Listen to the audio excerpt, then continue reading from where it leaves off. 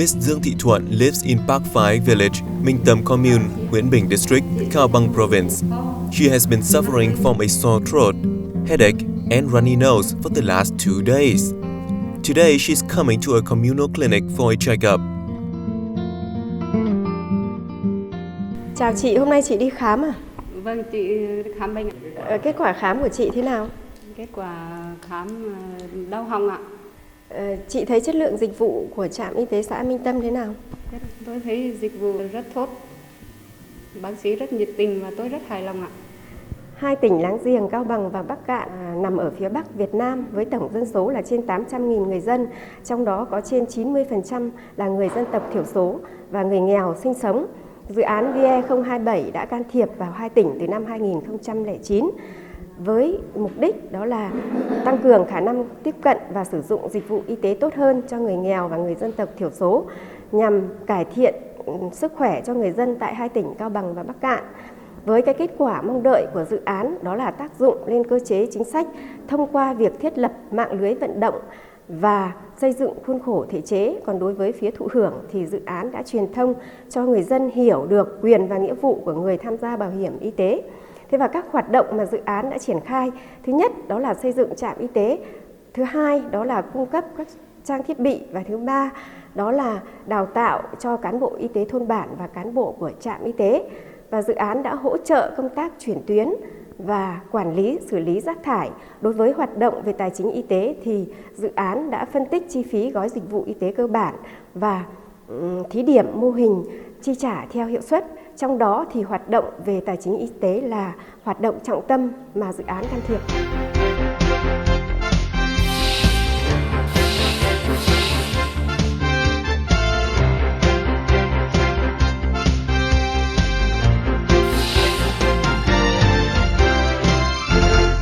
Performance-based financing (PBF) is an innovative, results-oriented approach that provides incentive to providers based on their achievements of agreed-upon and measurable performance targets. Incentives include financial payments, bonuses, and public recognition. Similar incentives can also be used to motivate people to use the services, such as giving birth at a facility or complete treatment.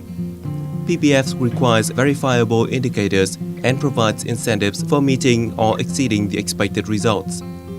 PBF can increase the use and the quality of healthcare services, exercise cost effectiveness, support efficient use of limited resources, and improve staff motivation, morale, and retention.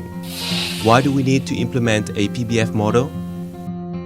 For a long time, Vietnam's healthcare system has been relying on input-based financing of facilities and time-based salaries of personnel. Neither provides the basis for improving organizational and individual performance. Lack of incentives for CHCs, primary healthcare level, and their personnel to deliver greater volume, wider scope of services, and higher quality of work have resulted in a significant overload of the higher level facilities, district level and higher, while the lower level healthcare facilities remain underutilized. PBF serves one of several mechanisms to improve health system performance. In this regard, PBF interventions in Cao Bằng and Bắc Kạn should be viewed in the context of a strategic objective to improve performance of the health system in two provinces in general, and performance of health services delivery system in particular. Improvements in delivery of health services involve enhancement in quantity, scope, quality, and equity of rendering services to population. The purpose of the PBF model implementation within the VIE 027: improve performance of the health system in two provinces in general, and improve performance of the delivery of health services in particular.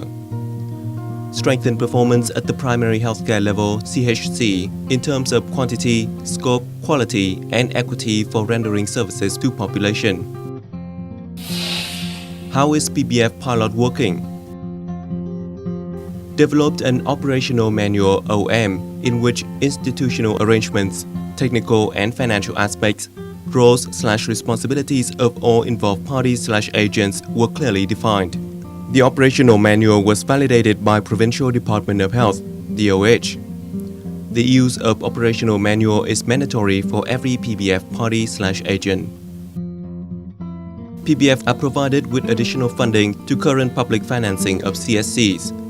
PBF utilizes existing governance structures, financial flows, and health management. PBF payments defined and processed directly to every staff of CHCs, their bank accounts. PBF combines rewards for CHC staff and rewards in kind to eligible patients. One of the most appreciable changes when PBF is applied in the community is the impact of PBF rewards on the total income of CHC staffs. In this aspect, PBF is clearly and definitely a strong incentive tool, encouraging staff to provide more and better quality healthcare services. Chart number 1 shows the average PBF rewards earned as percentage compared with the average staff income, salary and bonus by CHC staff in Bắc Cạn for 3 quarters in 2014. In Cao Bằng, the average percentage of PBF rewards earned compared with the average CHC staff income has seen a rise of 50.26% over 3 quarters. In 2013, Ms. Hoàng Thị Thủy, midwife at Minh Tâm CHC, Nguyễn Bình District, Cao Bằng Province, her life was not very comfortable with an average income of 15 million per quarter. Since April 2014, under the PBF program, Ms. Thủy found encouragement for performing her task well and to a higher level of satisfaction for her patients and colleagues. Over the last 3 quarters, she received PBF rewards averaging 7 million Vietnam dong, increase of 46% per quarter. Her income rose considerably. The Department of Health provides strategic and operational support and monitor the PBF pilot implementation within their province. District Health Center give advice or guidance to commune health centers, supervise their implementation of the pilot, verify and approve performance data or reports from CHCs. Commune health centers are key agents to improve performance. Every CHC focuses on improvements in performance targeted by PBF. All agents or parties act within a contractual framework. One aspect of M&E procedure linked with the implementation of PBF is to verify all activities done by institution involved in the PBF mechanism before payment. Without verification, PBF implementation would be meaningless. PBF design in Cao Bằng and Bắc Cạn envisages verification to take place at the following levels. 1. Self-verification, verifying data in records and reports by CHC itself.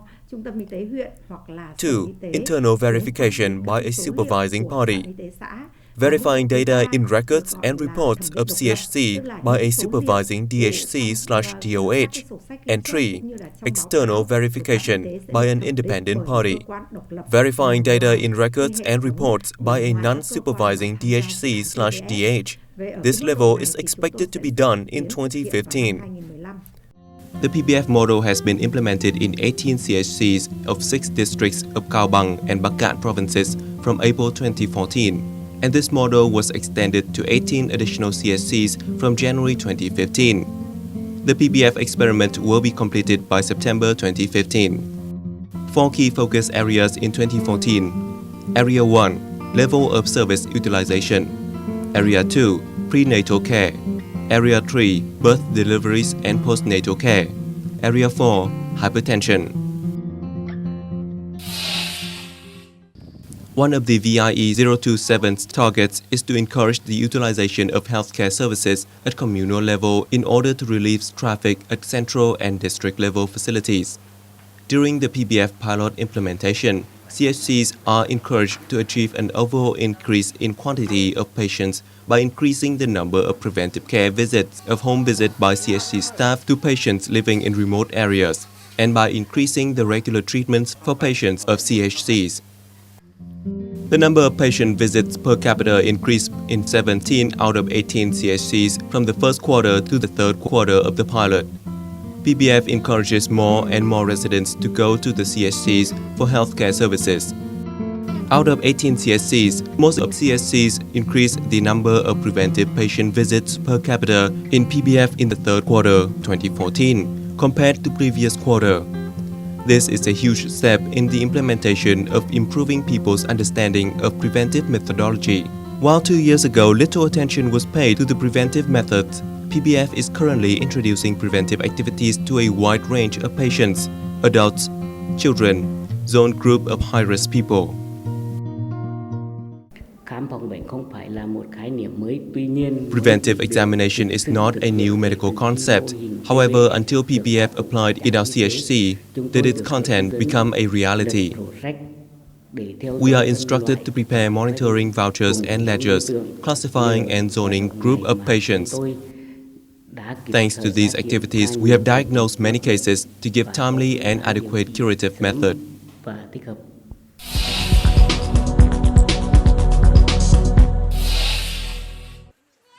Previously, the effectiveness of CHC's prenatal care was ineffective due to late registration for prenatal care and infrequent prenatal visits. Since 2014, thanks to the support of Project VIE-027, prenatal care services have gradually improved. The number of pregnant women under steady prenatal care has increased over 3 times across the communes in the project areas. Previously, it was not concerned that pregnant women should take care of the fetus right from the first months. But now, through advice and guidance, women understand the importance of prenatal care. They come to CHCs for examination and monitor their condition.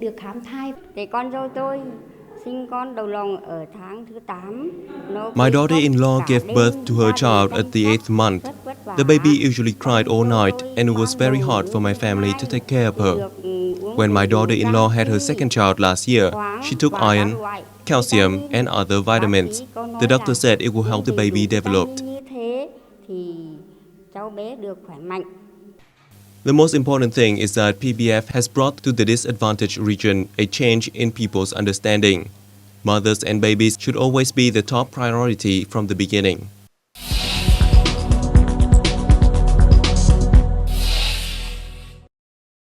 Birth, deliveries, and postnatal care are some of the aspects to be prioritized. Since PBF components are deployed, at least 7 among 9 CSCs in both provinces are fully equipped to deliver babies. In addition, CSC's staff are dedicated to making house calls for these new mothers, especially in the first weeks after birth. Phú Ngọc is one of CSCs with positive enhancement, with their CSC staffs visited 9 cases in the second quarter, an increase of 125% compared to the first quarter. The diversity of the health activities and the enthusiasm of the CSC staff gradually gained the trust of residents at communal healthcare system. When I was pregnant, I attended consultancy classes on reproductive health care and breastfeeding. So when my baby was born, I was not worried so much. Furthermore, the CSC staffs were very enthusiastic. They visited my home for examination. After the delivery, I was also given a basket with useful items for me and my baby.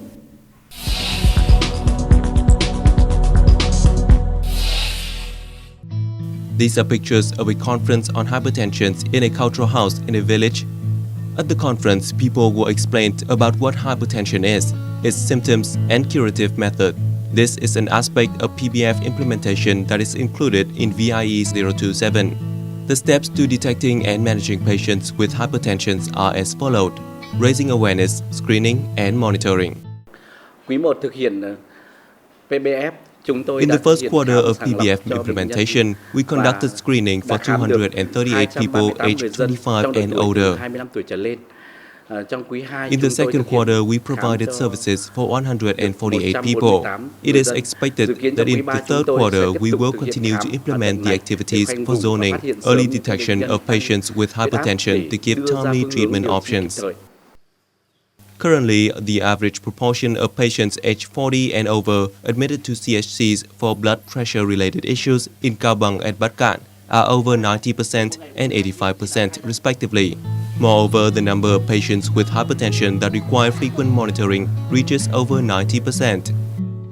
PBF not only enhances trust in local healthcare system, but also helps CHCs improve its working styles, such as recording book management, hygiene and waste solutions, pharmaceutical availability. Clean CHC buildings or scientifically advanced wards were not typical prior to PBF. The following are comments made by CHC staffs. We used to bury the medical waste in the mountains. However, when the project VIE 027 implementation, we were advised not to do so. Now we classify every type of waste and transfer them to the district hospital for treatment. Trạm y tế bây giờ rất đổi khác. Tôi thích CSC looks so different. I like the hand wash area and the toilet with soap, towels, and a poster for instruction. It's very clean too. Rất rõ ràng. Giờ đây tôi dễ dàng tìm Now I can easily find any useful information on hypertension in leaflets and posters từ at những tờ CHC. rơi và áp phích ở trạm y tế xã. Since 2014, the PBF journey for Project VIE 027 and the Department of Health in Cao Bang and Bacan and the district management has been very interesting. When we started in April 2014, our staff had very little knowledge of what we were about to do.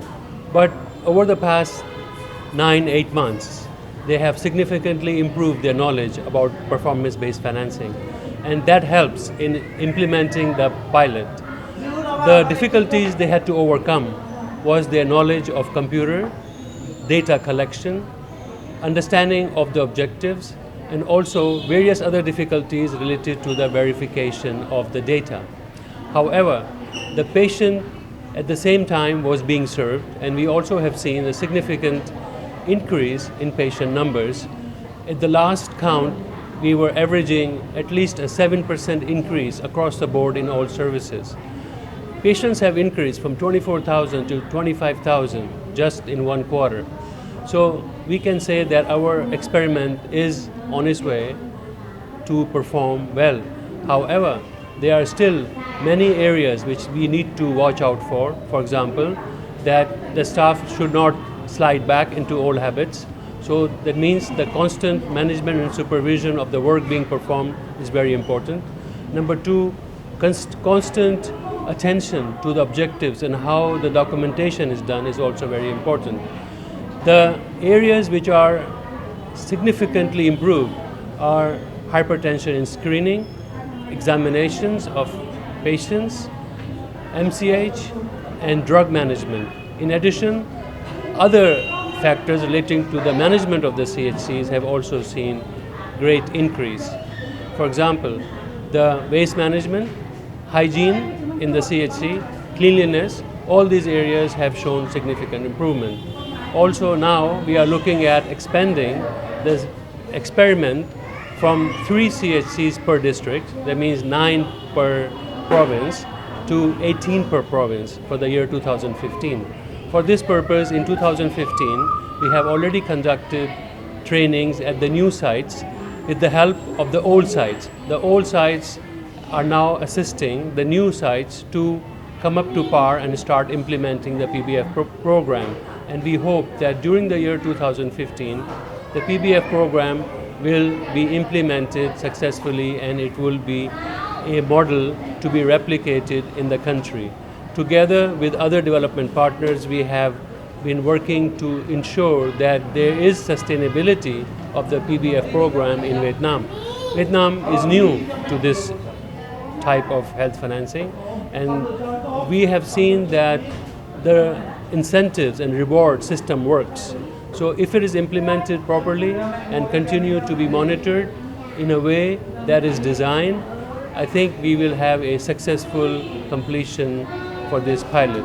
Now I would like to also talk about the different challenges which Project VIE 027 continues to face.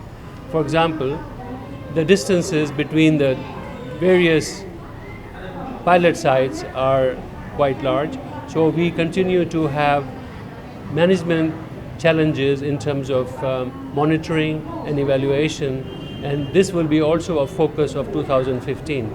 M&E is a very important aspect of a successful PBF program, and we will ensure that the assessment and monitoring continues to improve.